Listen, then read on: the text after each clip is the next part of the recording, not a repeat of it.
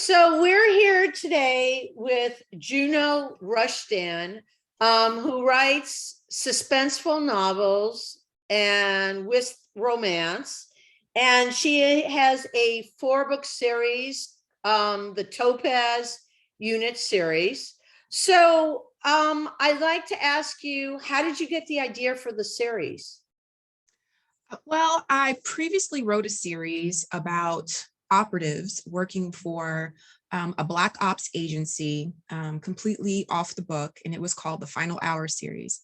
After I finished it, I had this burning question in my head of what would happen if you had a team of operatives who were forced to go rogue and into hiding because they were framed in some way.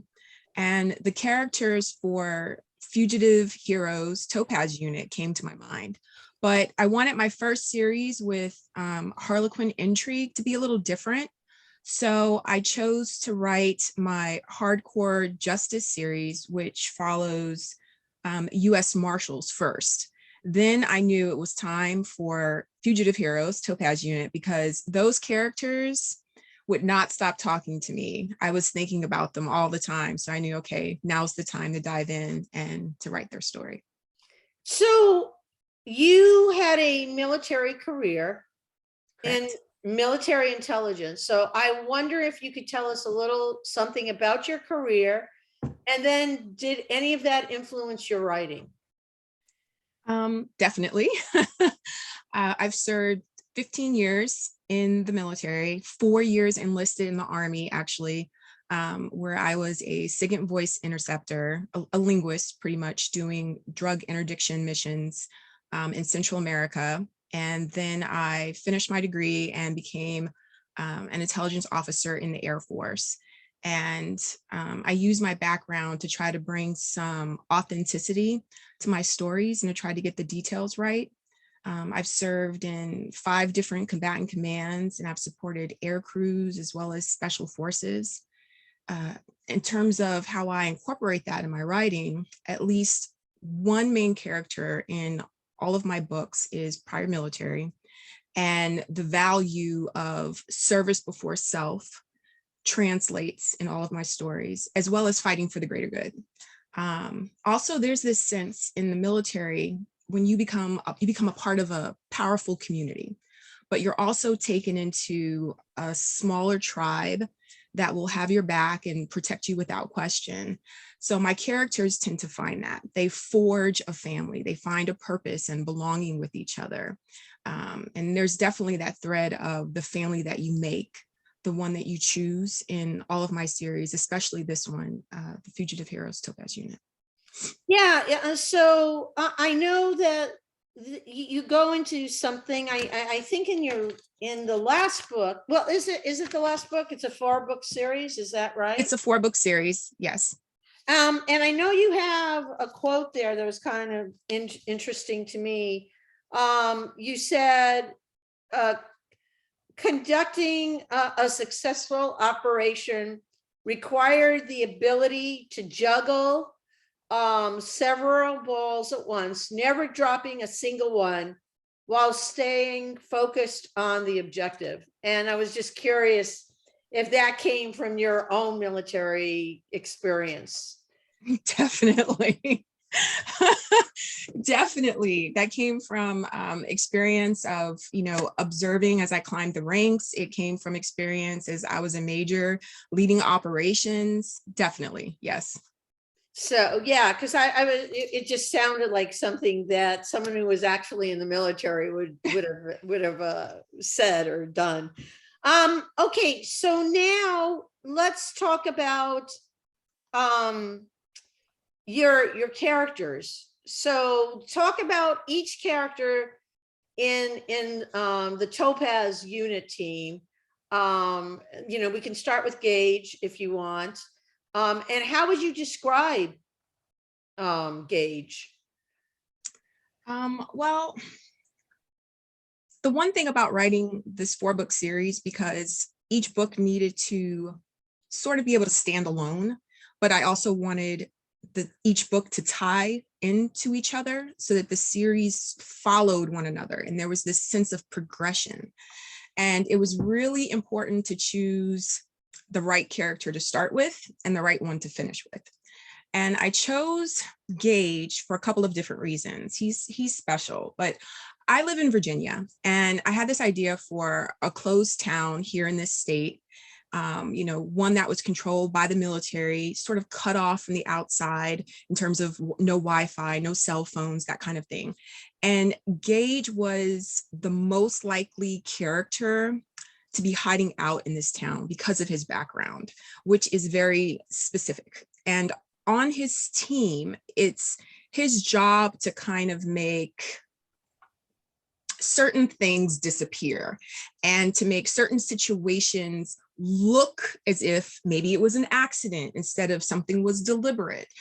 And it takes a very particular personality to be able to focus on these minute little details and to also to be able to distance himself from anything that might make him squeamish, some other person squeamish. And he's very level-headed. He's no nonsense, but he's got the softest, biggest heart. And he really he wants to help. He wants to help the family that was sort of left behind in this closed town. He wants to help his teammates who are also his family. And he desperately wants to help the heroine who he saves in the very beginning, Hope. And it's that soft heart of his that gets him into a lot of trouble. So he's a man of action, protective, Very. smart, brave, selflessness, bold, and he doesn't think he's going to form any attachments. Right. He really doesn't, especially considering his situation, being a fugitive. And the one thing about Gage is he's very good about staying under the radar. He's that kind of person that, oh, you might notice like in a crowd for a second, but then it's like, oh, where did he go? That kind of person. Like, yeah, I knew there was this guy who was really helpful. What was his name again? He's that kind of person that just kind of, he can meld into the background. He doesn't stand out. So what about Dean now? Okay, Another member of the team. Well, Dean is in the third book, Disavowed in Wyoming. And Dean is also able to kind of fade away, but in a different way. So Gage, he remains who he is. It's just kind of his personality where he's able to fade into the background. And then in the second book, we go to Z. So I'm going to kind of jump to her for a minute. And the only reason I didn't have her is because her and Hunter are my favorites. So I was going to. Oh, you're saving them. Okay, then we'll talk about. No. We'll go to Dean. So Dean, his personality is not to fade into the background, and it's a struggle for him. And he has to use outside tools to help him. So he uses disguises, and that's been his thing in the CIA as part of the team. He will often use disguises, something that you might see in like Mission Impossible, and he uses that to blend in and to fade away, to try to become someone else. And he uses these alter egos, if you will, to put the distance that he needs between himself and the people that he cares about when he decides to go back home to hide out, especially when he's around the heroine Kate, who he's always been in love with and has never forgotten. And she's a vet, so she is a vet. Yes, she loves animals, will do anything to help animals, and apparently will do anything to protect children as well. And she never really thinks about her own safety or welfare. She always thinks about the other person and how things are going to affect someone else. She never thinks about herself in those terms. Okay, so now let's describe Z, who's the female on the team. And yes, she is the only female on the team. She's smart, she's beautiful, and she has a tendency to stand out. And it's difficult for her to blend in. It's difficult for her to, fade into the background. And she does catch the eye of her neighbor, John, who is a wounded warrior. He's a former SEAL who was wounded in action, and he has PTSD. And he's dealing with a lot of different things, to include low self-esteem, because his whole identity was wrapped up in serving his country and being a SEAL, being this strong, powerful person who could, be almost like a superhero on his team. And now he's this ordinary man hiding out in a cabin in Alaska, trying to forget who he was. And these two characters come together and they find safety, and they find understanding and acceptance and love in one another, a kind of friendship that develops into something so much deeper that neither of them expected. And he actually points out at a point later in the book that she's very hard to forget, and it's very easy to notice her, and he was concerned about her safety. And that was one of the reasons why he decided to let her in and to develop a closer relationship with her, as well as warning the neighbors, hey, leave her alone, stay away from her, don't bother her, because she's got me for a friend. So that book is Alaskan Christmas Escape. And Yes. so would you say Z is guarded? She's athletic, smart, she's composed, she's an IT person, so she knows a lot about details and focusing. And I think you also point out that she could be a sister to her teammates, or a mother, or an advisor, or, Yes. She's a former hacker who was coerced into joining the CIA. It was an option that was presented to her that she decided to choose when she was younger. And she is extremely intelligent. She knows how to handle herself physically. That was one of the requirements for her to be on the team. And she's extremely guarded because she has a lot of secrets. And she's trying not only to protect herself, but she wants to protect all the people in her life that she cares about.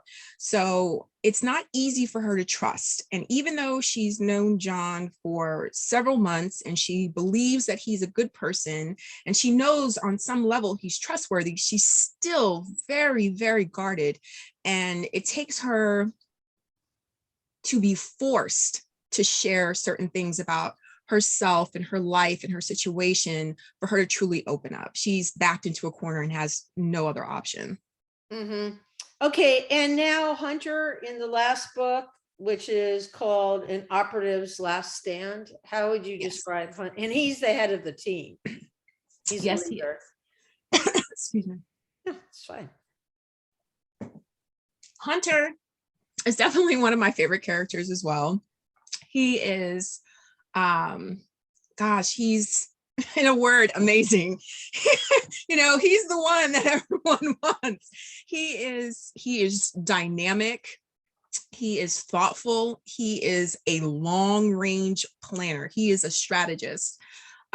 He is the person who is not only looking out for the mission and making sure that all objectives are met, but he's also the person who has his pulse on all of his people. He knows them inside and out. He knows what they care about. He knows what their weaknesses are. He knows in what ways they need to be protected, even when they don't. So he's not just a leader, but he's almost like this kind of father figure in the group. And I felt like ending the series with him was the natural way to go. Throughout the series, I needed a common thread to tie it all together, and that was Hunter, the team leader. He was the anchor. He was this massive gravitational force pulling them all back together, giving them a way to come back together, to provide safe haven. Also, Hunter and Kelly, they are both formidable characters. Kelly is also very, very strong, very powerful, very smart, another strategist. And they're like these two titans. And, Kelly, she's the deputy director of the CIA, and Hunter, the leader of this highly trained elite team who are not only his colleagues, but his family, and he cares about them. And I thought it would be an exciting way to wrap up the series with these two titans going head to head. Not only that, but these two individuals who are both not only capable from an intellectual perspective, but physically, she can handle herself just as well as Hunter can, if not better. And I thought that, you know, seeing these two who were once friends, who became lovers and are now enemies, I just love an enemies to lovers trope. And yeah, I was really, really excited. I couldn't wait to get to their book. Yeah, the book is great. So Hunter was a former Delta Force. He's disciplined. He has Yes. really good skills, confident, responsible. And Kelly, on the other hand, is like sharp, but she's controlling. They call her the Ice Queen, so maybe you can comment about that. She's cold-blooded, a They, survivor, and at times, I guess, seen as ruthless and spunky. yes, yes. Kelly, her background is very interesting. And to understand who she is, you have to really understand how she was raised. And she was raised in a household where her father was very strict and had extremely high expectations and demands. And her godmother is also very, you know, strict and has high expectations. And she kind of, you know, emulates these individuals. And she's learned to put emotional distance between herself and hard choices that she has to make. And she also understands that it takes someone who is not only strong and capable, but who at times has to be ruthless to accomplish the job that she is in. It's not an easy job. It's not a pretty job. It's not a job most people would want, let alone be good at, but she wants it and she's good at it. She was born for it. She was bred for that position. And it takes someone who's extremely disciplined and who's willing to make those sacrifices, even something that she might really, really want, like love with someone who she shouldn't have love with because it could potentially create a conflict of interest for her. Mhm. Um, so I was wondering, are any of those characters based on you or anyone you know, or I take a little bit from real people that I have actually worked with or been around. Um, and I take little nuggets of things from them. I've been in a very fortunate position where I've gotten to travel a lot and to meet a lot of different people in a lot of different places and positions, including in the CIA and the NSA. And what I've noticed, and I think it's my personality where I tend to be a very good listener, people feel very comfortable talking to me. So what I've learned to do is I start a conversation. I see when people will open little doors into something that they've done as far as an operation or their career or personal life. And I'll ask like the tiniest little question. I'll show interest, but without being pushy or making someone feel like I'm trying to, you know, pry or invade their privacy. And I've noticed that people will love to open up and talk to me, whether it's over a cup of coffee or a glass of wine, and they share a lot. So I I use a lot from real world people that I've met. well, I know part of your experience had to influence it because you said the four and their extended family are like family, you know. And I know I always heard with military people, you know, to my right and to my left is my brother and sister. You know, they always talk about that, like it is, you know, part of their family. It So, is so definitely. I guess you gained from that as well. Yes, I mean, I love that aspect of there are a lot of things about the military that I loved, but that's one main thing that I always loved it because I knew that no matter where my orders were going to take me, you know, whether it was going to be someplace in Arizona, if it was going to be, you know, someplace in South Carolina, if it was going to be overseas, because I've been to Germany, I've been to England, I've been all over. No matter where the military was going to send me, I was going to have a family. I never worried about am I going to make friends? Who am I going to? I knew that's the one thing. Oh, and whether or not my household goods would arrive. Two things I never worried about. I knew my household goods would eventually arrive. And I knew that I would have a family. Always. So I'm curious, you want to talk a little something about the conspiracy that this throughout the four books, it's the arc, as well as, I guess they're all stories in a sense of being betrayed. Yes.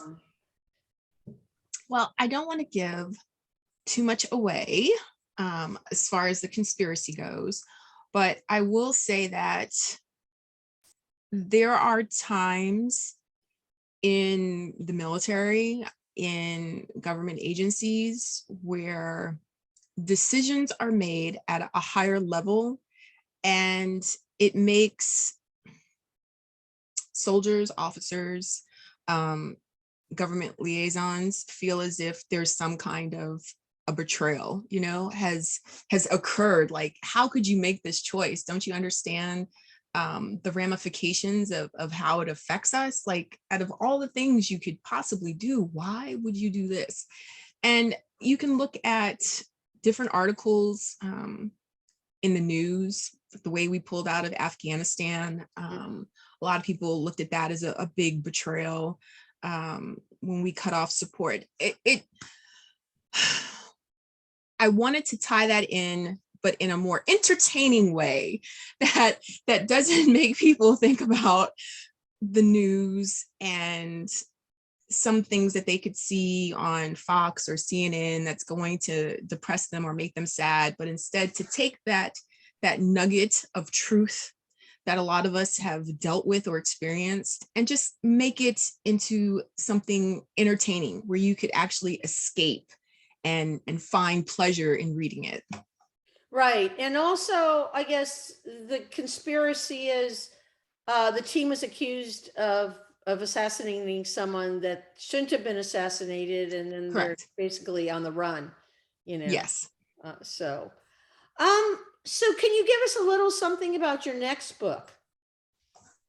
Well, actually, I recently signed a 6-book contract for a new series. It's the Cowboy State Lawman series. And I'm currently finishing the first book, and that's titled Wyoming Winter Storm Killer. I see. And when is that due to come out? That is currently scheduled to come out in November of this year. And the second book will be December. Oh, so you're going to have like two books back to back. Back to back, yeah. And can you tell us a little something about like what the plot's going to be or the general arc? There's this hunky FBI agent, Nash Garner, who is trying to win back his ex-girlfriend, who's a psychotherapist, Lynn Delgado. Now, you'll know that name Delgado from Disavowed in Wyoming, the third book in that series we were just talking about, Fugitive Heroes. And Lynn happens to be Dean's cousin. So this picks up in Wyoming, and Lynn is being terrorized. She's getting threatening letters, and then she becomes the target of a serial killer. Or is it a serial killer? But Nash is going to do everything in his power to keep her safe. So does Dean enter into the story at all, or no? No, Dean doesn't. No. Okay. So is there anything else that you want to tell us about yourself or your books or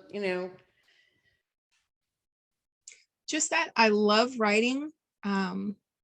It's my passion to create these stories for readers, and I hope that they enjoy them and that they find pleasure in them and can escape from reality with them. And my promise to readers is that you will always find action, suspense, and romance in my books. Well, thank you. I really appreciate it. And we look forward to reading all your books in the future. Thanks. Thank you, Elise. I appreciate that.